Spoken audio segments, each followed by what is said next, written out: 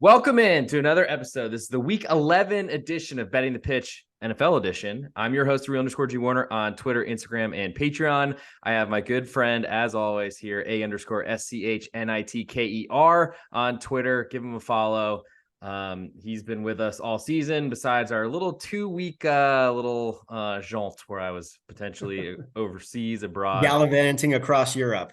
I was eating a lot of Neapolitan pizza. We are going to do a 6-pack of NFL games. Of course, we'll give you some best bets end of show. I'm starting to break out a fairly decent lead now, a game and a half ahead. Schnitty, how was your weekend? What'd you think of the games?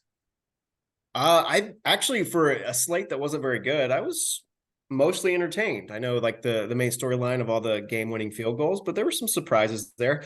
I had a much better college day than a NFL day, but that's for another conversation. Yeah, I was at the TCU game, which I know you like, the home underdog a lot, and a bunch of my friends were leaving already, taking their kids and putting them to bed, and stayed by myself, and I'm glad I did, because it was a dogfight down the end. But I guess you always call third and long fades for first downs to win the game.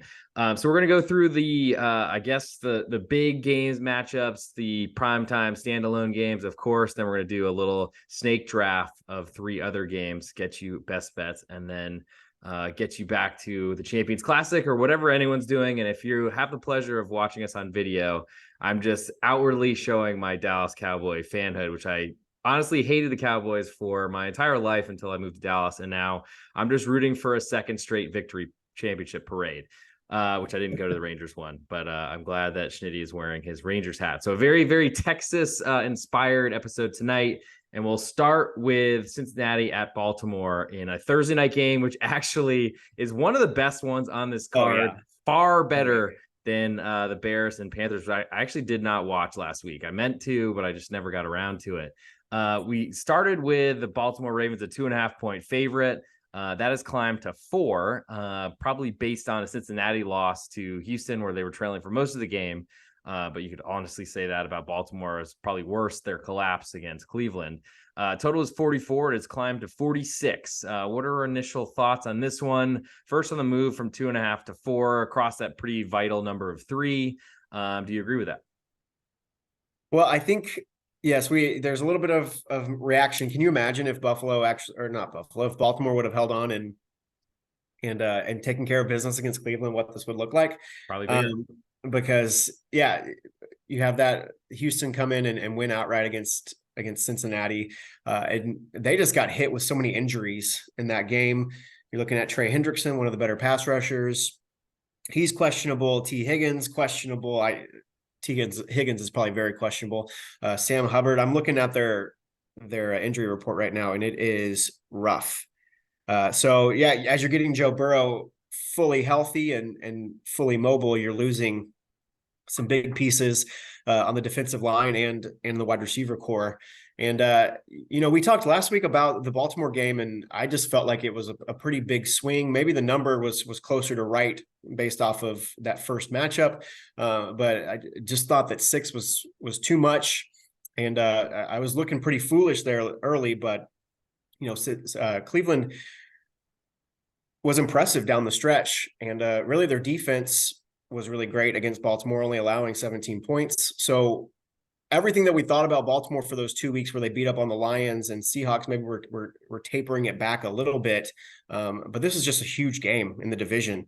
Baltimore could take a pretty commanding lead in the division if they were to win this one at home. They had a commanding lead, which is now shriveled up significantly with that loss to Cleveland. And from my perspective with that Cleveland game, which we were, I think, both watching fairly closely, pretty amazing to see Cleveland come back and win that game, considering how bad everything looked early. We're getting first drive before I even got the game on. They were already down 7-0 from a pick 6. And honestly, Baltimore looked like they were doing whatever they wanted. But This Baltimore team is not the same Baltimore team that it was in the past, where I feel like they would take leads and run the clock out running the football. And maybe against a Cleveland front that wasn't as easy. And Cincinnati, as you mentioned, with the Hendrickson injury and just not having the same type of D line that Cleveland has, maybe they're going to have a similar amount of trouble. I also feel like there's probably a good situation for Cincinnati here to bounce back from a home loss, but you could probably say the same thing about Baltimore here, who probably is the angrier team because they were leading the whole game and really let it go at the end thanks to their own pick six, which seemed pretty unfortunate when you throw it off someone's helmet, but I guess that's probably on Lamar.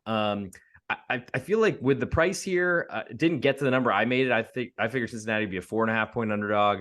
My total is 46, so it's right about exactly where we have it for the number now. I think Baltimore is still the side I want here at home. I'm trying really to stay as far away from home teams as possible because I just don't think home field advantage matters as much in this league anymore. But Cincinnati I have some big concerns with them. Really, I think the number that was so short against Buffalo on Sunday Night Football was a little bit of a tell to me, and I'm trying to take notes of this. Yes, I bet Cincinnati, felt very good about the bet I made, which you could also say maybe there's some problems in the Buffalo camp, but we'll get to them probably later on the show. I just wonder, what number would it take for you to want to back Cincinnati? Do you want to take this 4 right now?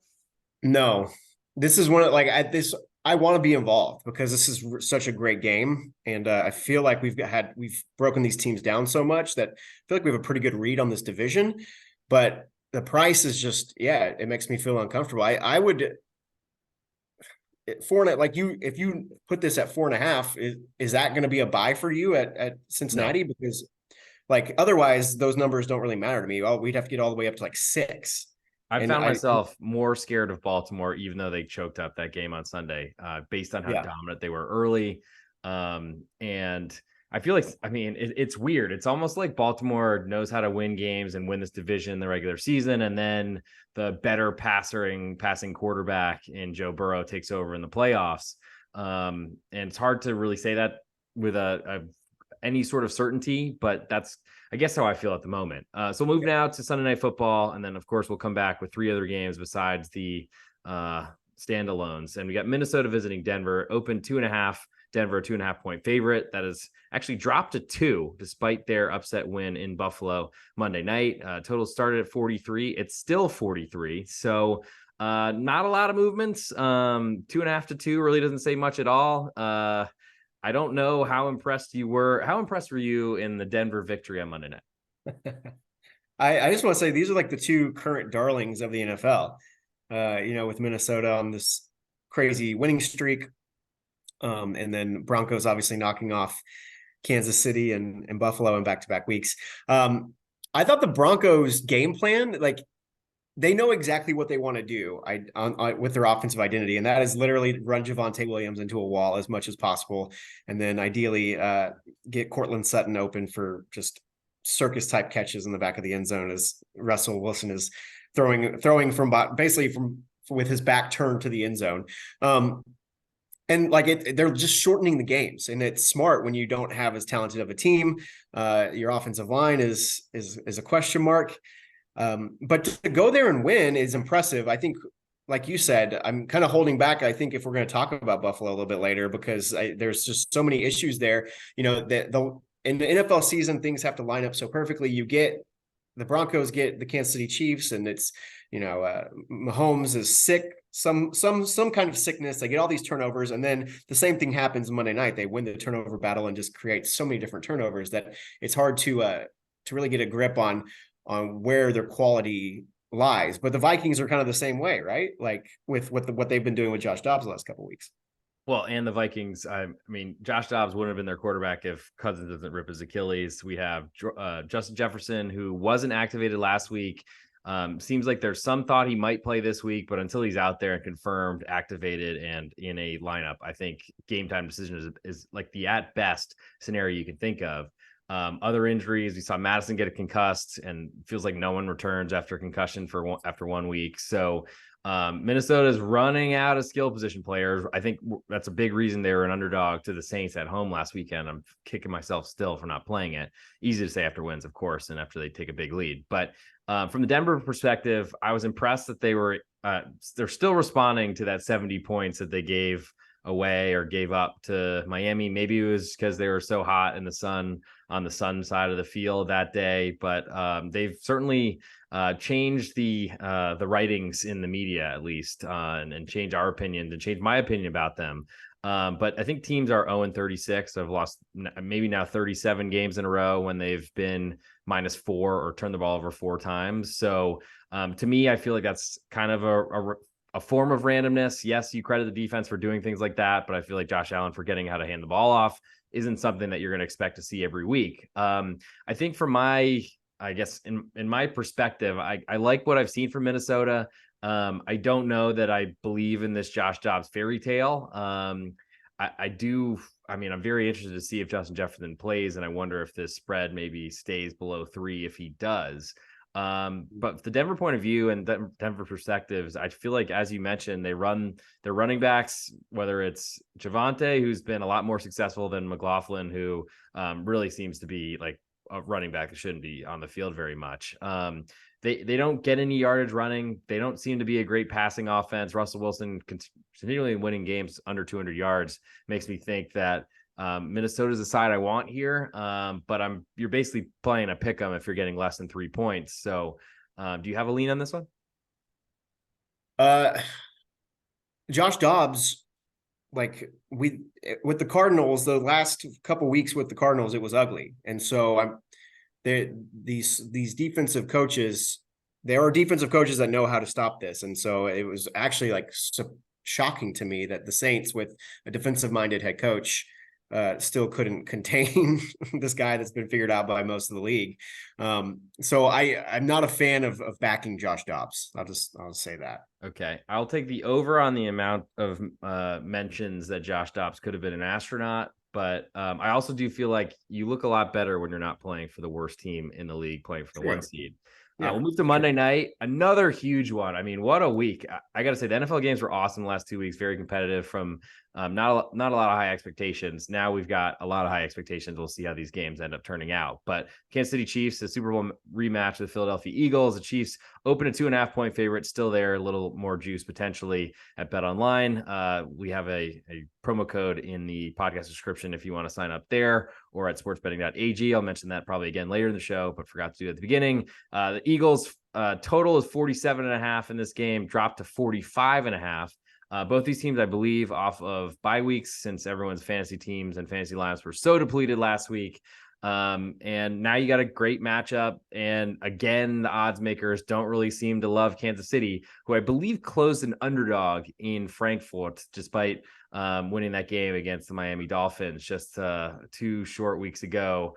The line flipped, at least where I was watching it, right before kickoff. So Kansas City, cheap at home. The Eagles, I mean, we got a real quarterback, and we got one that's trying to learn how to play quarterback. That's great at QB sneaks, in my humble opinion. What do you think about this one? Yeah, I think Hurts is a real quarterback. You don't think he's a real quarterback? I think he is far from an established. I mean, okay, fine. He's a real quarterback, yes, but he does not, to me, make the decisions, nor does he have the skills of an NFL quarterback, in my humble opinion. I think rushing is a huge part of who he is, which is important, but I do feel like I don't trust him to lead a team down a field late making throws. I think Philly's got to take a lead early. They're great with holding on to leads, and I think he's a big part of that. But Mahomes has shown that he can come back from the dead, and I don't really think that Jalen Hurts can do that. I think the best way to look at this game is actually from the opposite side. Let's look at both teams' defenses, because the Chiefs' defense is becoming, the cornerstone of this season's team. Yep. Top 10, top 5 in a lot of the metrics.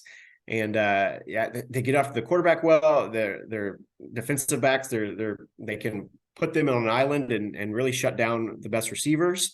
And that's going to be a fun matchup to watch with AJ Brown. And then the Eagles defense, to me, is has been very good. I've been pretty hard on that defense this year, but they get some addition. They get some help in the secondary at the trade deadline, and I think that's going to make a difference. You have a bye week to get everyone acclimated to it all, because I thought the secondary was kind of a weakness before this, and so this, to me, this is kind of the game that Philly has circled. I know it's not a divisional game. You're coming off that Cowboys game, but this one, Jalen Hurts feels like the kind of guy that leans into this kind of situation, where they really had him beat last year. And so it doesn't mean much, right? It's one win, but in these kinds of situational matchups, it is important to look at it a little bit. Don't factor it into your number. But these numbers are so tight that sometimes you got to find those other edges. I mean, you can certainly factor in situations in your number. I wouldn't slide things a field goal for it. But I mean, No. This is basically saying these two teams are even based on my really sophisticated 2.5 points across the entire NFL for home field advantage. And I'm not really sure I see these two teams as equal. I do think Philadelphia, if they get a lead, will be able to I think that is the game plan. As Philly takes a lead, I mean, everyone wants to take a lead, but I think Philly is most dangerous in that situation. I don't think they're going to have a great time coming back. Their home game against the Dolphins, while I was in Italy, as we mentioned, that seemed to be very disrespectful of a line, making less than a field goal favorites to Miami, who's had a lot of problems this year. Certainly some highs and a lot of peaks and some low valleys, but I feel like Kansas City, yes, they didn't really do much at the deadline. Their wide receiver core seems to be very limited. But Pat Mahomes still seems like someone I want to back. I still feel like this game might matter a little bit if we're going down situation alley to Andy Reid, the former Philadelphia Eagles head coach, who was let go of his duties basically because he couldn't win a Super Bowl and everyone had given up on him. And I still feel like Pat I mean, Andy Reid's great off of bye weeks. Pat Mahomes has a little bit, has a little more time to heal, rest, whatever, get over his kissing disease or whatever he got, probably being a Taylor Swift tour bus. And, just one of those things that we'll see on Monday night. So now we're moving to our 3-pack this week. We finally don't have a dog baby early London or Frankfurt matchup. And I think my biggest interest really at least on the early slate is Arizona at Houston. Opened at -4 to Houston, and it has stayed there, which is very curious to me. Total is 47. It's climbed to 48, was 47 at the open. Certainly Arizona looked better, got a win under Kyler Murray, who looked good, but still is one of the most injury-prone quarterbacks in history, potential based on his size, unfortunately, or lack thereof. Houston coming off a pretty controlling, you could even say dominant win to Cincinnati if they didn't kind of struggle late with some turnovers. I feel like that should have been a game that was much more easy for them to close. Why is Arizona getting so much respect here? And does this feel like as stinky of a line to you as it does to me? Yeah, it's definitely stinky. It's and I was impressed with what Kyler Murray, I didn't think, and listening to different analysis from people that actually look at or in the medical field and talking about sports injuries and those kinds of things, like everyone was talking about, it's going to take Kyler Murray some workup time. We're not going to see the normal, and that looked like the normal Kyler Murray to me. Like some of that scramble he had late in the game, his ability to evade the pass rush for the most part. And granted, all of these should be taken when we're talking about who are they winning, who are they beat. Falcons, again, can't get out of their own way. Not bitter about my NFC South division bet at all. Arthur Smith, baby, just coming in and running jet sweeps and tight ends. Yes. At least he gave Bijan the ball this time for you. Yeah. But just in time for me to get a fantasy loss as my Bijan owned team is already out of commission. Yes. Thank you, Arthur. So I guess we talked about the Cardinals a lot early, and then they went through the lull after people started figuring out Josh Dobbs. But they were covering early. Like it was one of those teams like, wow, this is going to be the worst team in the league. They're terrible. And they actually exceeded expectations. They covered, they beat the Cowboys at home in the second or third week.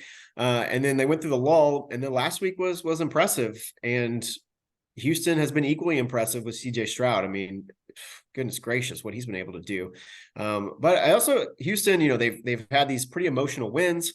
You're coming back home. It could be a letdown spot. You've also got, I mean, they're in the playoff race. They're a playoff team right now. Yep. And then you've got Jacksonville the next week, which is going to be a massive game for the division. So yes, I think that there's a lot of outside noise away from the X's and O's in this one that people might start gravitating to. Yeah, maybe. Four seems very short to me, considering one team was literally trading away backup quarterbacks, just trying to build as much draft capital for next year as possible.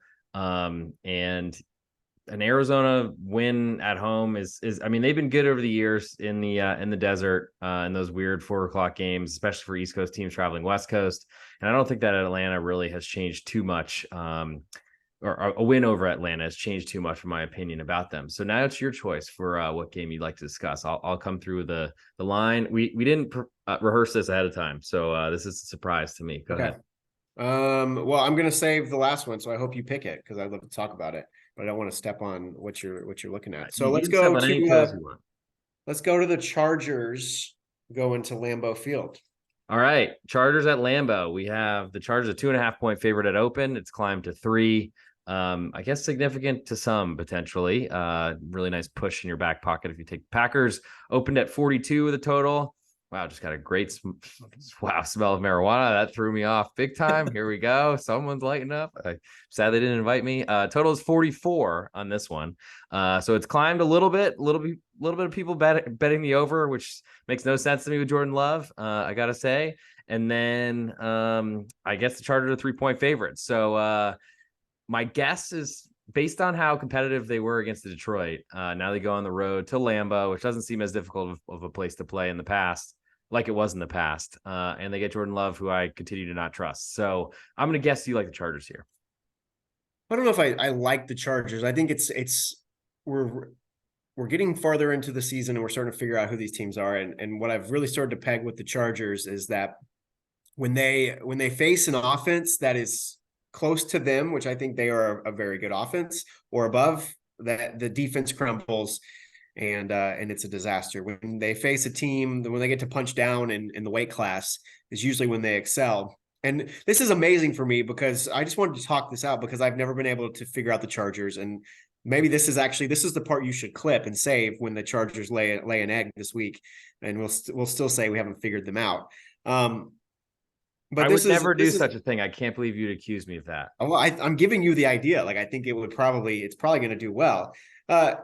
So to me, the Packers have no vision. They have no identity. They still, like, every year they cannot keep their offensive line healthy. And now they have a quarterback that is bottom of the pack against a Chargers defense. Yeah, I didn't even mean that. And I hate myself for saying it. Against the Chargers secondary that is so bad. But we saw it a couple weeks ago. We've seen it several times. That pass rush is very, very good. Have you had any interest in this game? I would love to hear your thoughts. Well, I wasn't expecting you to go there. Which one did you expect me to go to? I figured you'd go to the Bills. I think you were hinting that you were leaving me to take that for the end. But yeah. I think the Chargers are a team that only plays road games, even at home. And I think that is a disaster for their franchise. But I guess they have enough in valuation with the LA in front of their name versus San Diego that apparently doesn't matter. So winning sometimes to me feels like a secondary interest of that franchise in general. But I'll leave that to Dean Spanos, or if he's still owning the team. From a Green Bay perspective, I was watching their game against Pittsburgh pretty closely, going back and forth. And honestly, I don't really blame so much Jordan Love for that last interception in the end zone. Great play by Patrick Peterson. And then kind of kept feeling like maybe Jordan Love is improving, but at the end of the day, he still throws interceptions when he's driving. And I really didn't have that much fear that Jordan Love was going to score a touchdown, needing to get one. And I think in this type of game, feels like a little bit of a low total, which I'm sure is bracing for potential weather in Wisconsin. You never know, especially in LA, West Coast team playing an early start as well. I think the early start probably helps with weather. My guess is it's usually not as bad when it's sunny out. Or at least the sun is supposed to be high in the sky. I feel like the Chargers are, I think they're a team I've wanted to be against for a while. They seem to get a lot of love from the marketplace coming into seasons. That dwindles throughout the year, though I do feel like Justin Herbert has been a lot more stable than I think he's been a lot in his career. You'd expect that with a quarterback getting more experience under his belt. But at this point in my life, I'm going to try to remind myself the start of our podcast next season is to literally just look at the quarterbacks. And if you have a disadvantage, you got to feel really good about the bet you're making, because I don't really trust Jordan Love. I don't think he can come back in a game they're trailing. I feel like this is one of those games that Green Bay needs to take a lead and hold on to it. And I think they can do that with running the football. But we saw Aaron Jones not really have much success last week after his return from injury a couple of weeks ago and looked great. I just feel like there's enough flaws in Green Bay that I don't know that they have a quarterback enough that can really make up for those. Well said. Let's go to the next one. I'm so excited to talk about this game. Well, I was going to divert, but now I think I have to. So we'll go to the Jets at Buffalo. Currently, the Buffalo Bills 6.5-point favorite at open have climbed to -7, which is banana land to me based on what we watched in Josh Allen's return. He's turned back into the pumpkin, unfortunately, and total has climbed from 40.5 to actually fallen to 40. Good math by me. So we got current number Buffalo -7, Jets I guess +7 because that's how it works, and then total is 40. This is going great, this intro. Yeah, clearly I've done a lot of work here. The Jets, Zach Wilson, Sunday night, that was bad. I mean, it seems like most Jets fans in my life, I don't have that many, but surprisingly I have more than I thought. A lot of apologetic Jets fans thinking it's more the offensive line fault than Zach Wilson's fault, which might be true because it's hard to be a good quarterback when you can't, when no one can block for you. But I think he was fine on Sunday night. He was fine. Maybe 2 weeks ago. Anyways, go ahead. The floor is yours. I think he's the most important person to start with, unless you're going the other quarterback. So it probably should just be a quarterback position for the next however many times until Zoom kicks us off. You just want to talk about the quarterback? Well, I felt like I broke this. This was my best bet. The Jets and their red zone failures. It triggered me so deep compared to some other ones. And like, I don't know why this one hit me the most, but mostly because Zach Wilson, everything was laid out there for him, and he still just managed to screw it up. Yes, the offensive line is not good. We've known that. I thought they were fine. I thought Zach Wilson, for the most part, stuck to the game plan of like, okay, one read, let's go. Boom, boom, boom. Like, let's get the ball out of my hand as quick as possible. And then they get to the red zone and something disastrous would happen. So I guess we're looking forward at this game. We've got two teams that can't get out of their own way.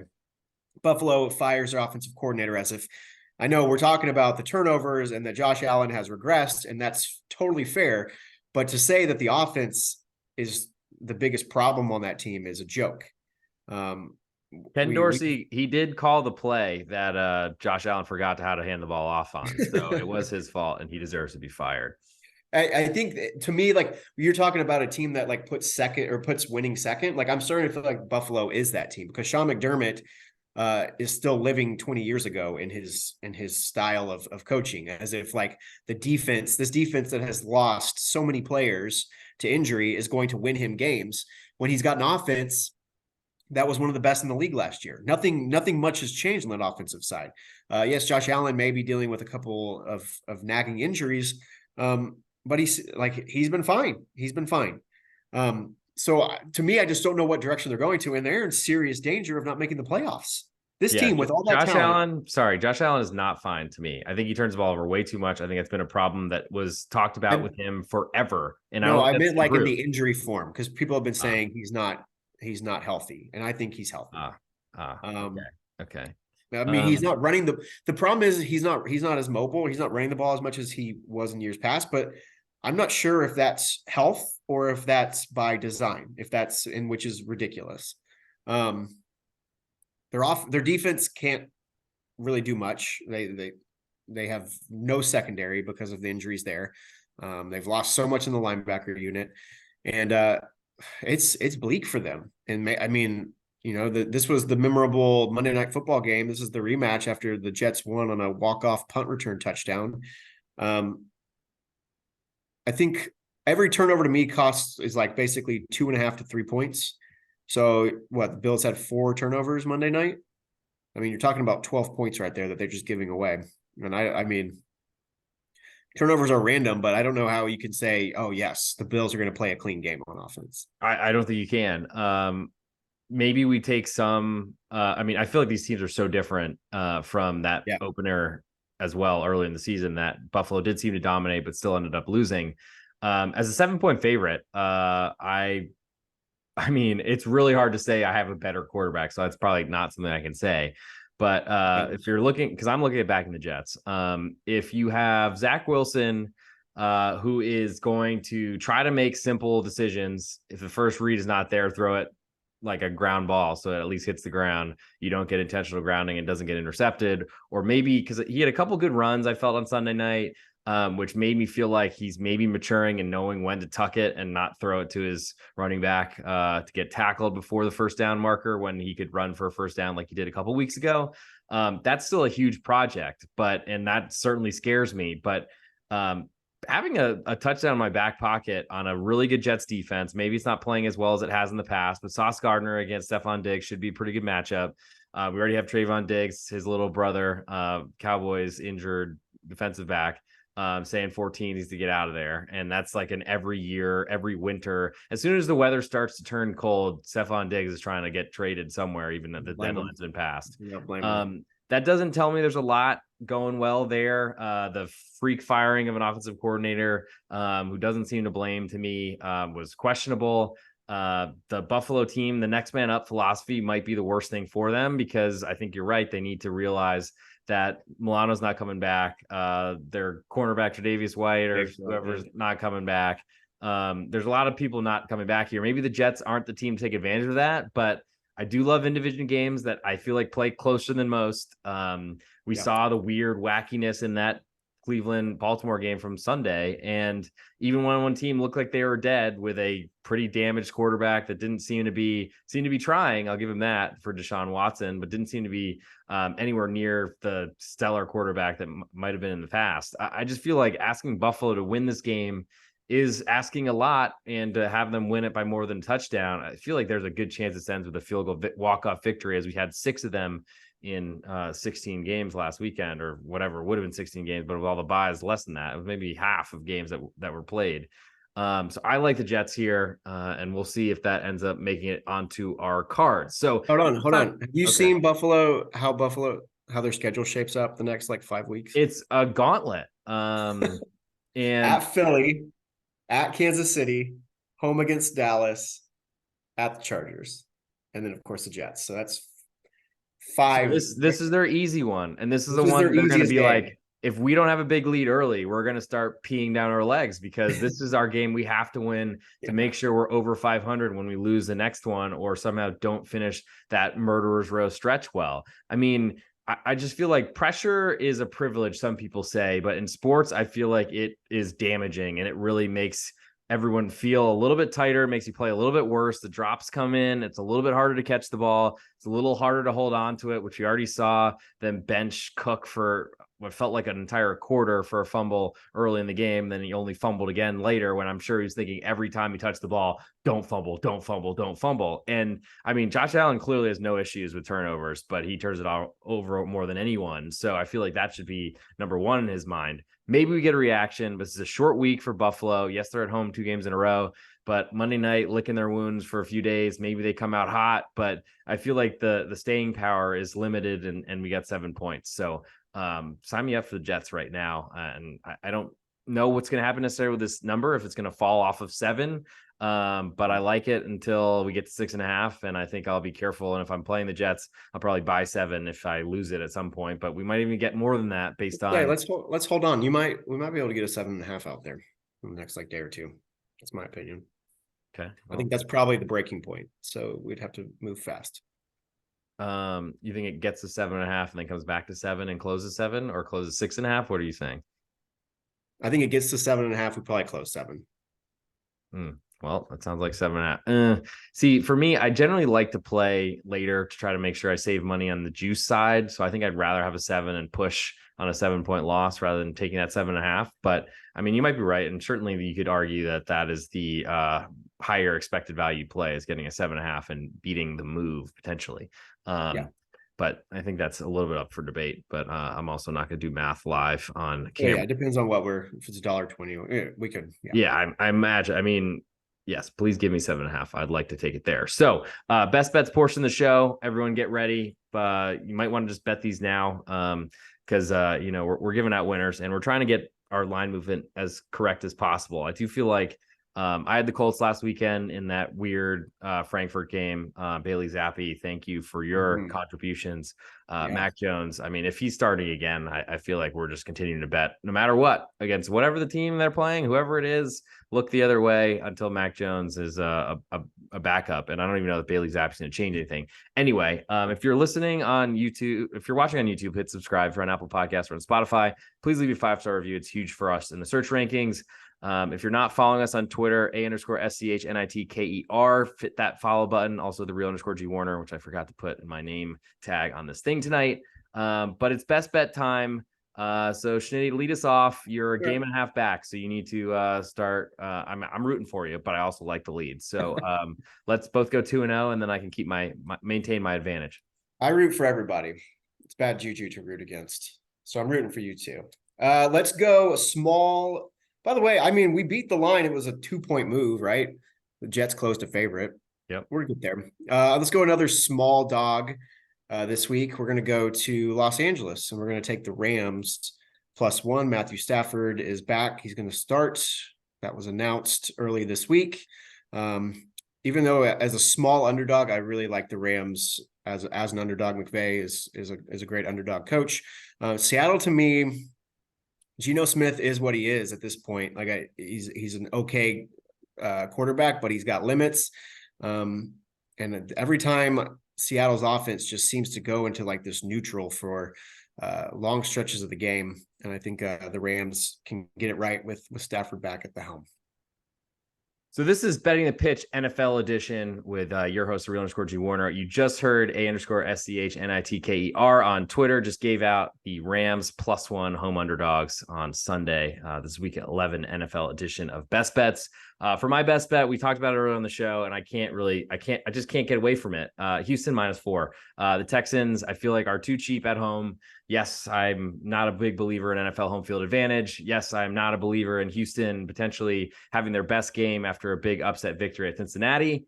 But I'm limited on the letdown factor here, as I feel like Houston has shown that they have a quarterback that's not going to turn the ball over. I think they have a team that wants to win, which I don't think Arizona does. And I just am not really a believer in the speed hamster, Kyler Murray. And I feel like 4 is too short here, and I think it's a number I'm going to grab now because I don't want to see it get higher than that. So give you Houston -4 along with the Rams +1, and that'll do it for this episode of Betting the Pitch NFL edition. Thank you for tuning in. As always, we'll be back Tuesday night. As always, hopefully throughout the rest of the season. And trying to get you some best bet winners, get you a 2-0 to pay your bills, buy some Christmas presents, get a nicer turkey or something like that. So thanks for tuning in. We will see you all next week. Stay tuned for college basketball podcast for me coming out on this network coming up later. Might do an international soccer preview as well because the Euro qualifiers are coming up, but we'll see because I don't know if anyone cares about that. So thanks for tuning in. We will talk to you all very soon, and have a great evening.